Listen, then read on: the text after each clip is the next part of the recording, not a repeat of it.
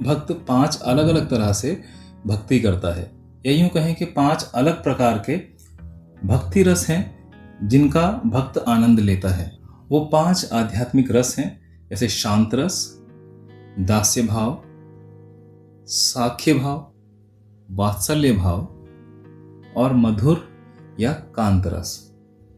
शांत रस वो है जिसमें जीव एक ऐसा रूप धारण करता है जो सीधे प्रतिक्रिया में नहीं होता है, बल्कि दिव्य युगल की सेवा में होता है।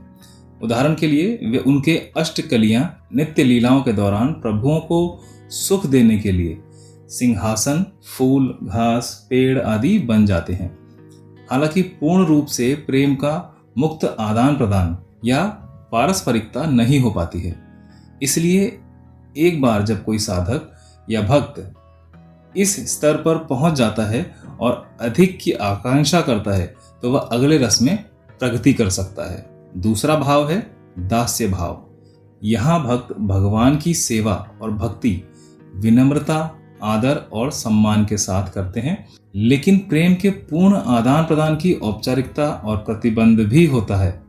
भले ही उन भक्तों की संवैधानिक स्थिति दास्य भाव है, उनके लिए ये सर्वोच्च है।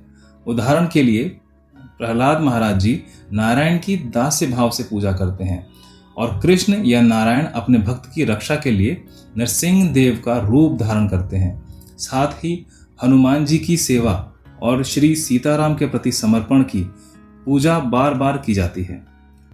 अर्थात भक्त अपने आप को ईश्वर का दास मानता है और अपने संपूर्ण जीवन को, संपूर्ण भाव को ईश्वर में दास्य रूप में ही समर्पित कर देता है।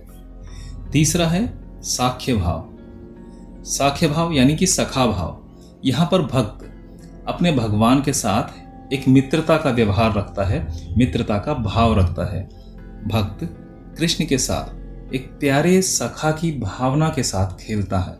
वह उनके साथ खाना खाता है, मन ही मन उनसे बात करता है और कई मानसिक लीलाएं भी करता है, जैसे कि कृष्ण के साथ दही चुराना, गोपियों के मटके फोड़ना और उनके साथ खुलकर मित्रता का भाव साझा करना।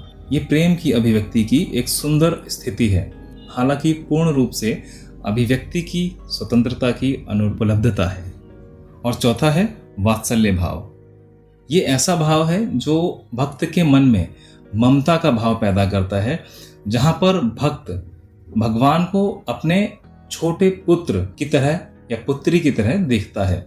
यहाँ पर भक्त अपने भगवान की रक्षा करना चाहता है, उनका लालन पालन करना चाहता है, उनके साथ खेलना चाहता है। बहुत से भक्त कृष्ण को अपना छोटा लल्ला मानते हैं और यही कारण है कि कृष्ण ने छोटे से लड्डू गोपाल का रूप इस संसार को दिया, ताकि जो भक्त वात्सल्य भाव से भी उनके पास आना चाहे उन्हें कोई दुविधा न हो।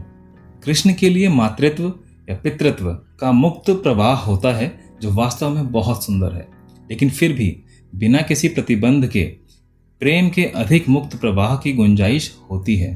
पांचवा और अंतिम है माधुर्य या कांत रस। यहाँ सबसे ऊंचा माधुर्य रस को कहा जाता है, जहाँ भक्त कृष्ण की प्यारी सखी हो जाते हैं, प्रेमी हो जाते हैं।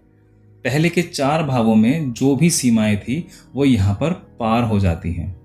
इस भाव में प्रेम के सभी बांध खुल जाते हैं और भक्त कृष्ण के प्रेम से लबालब भर जाते हैं। ऐसी स्थिति में भक्त केवल कृष्ण और कृष्ण की संतुष्टि के लिए ही सब कुछ करते हैं।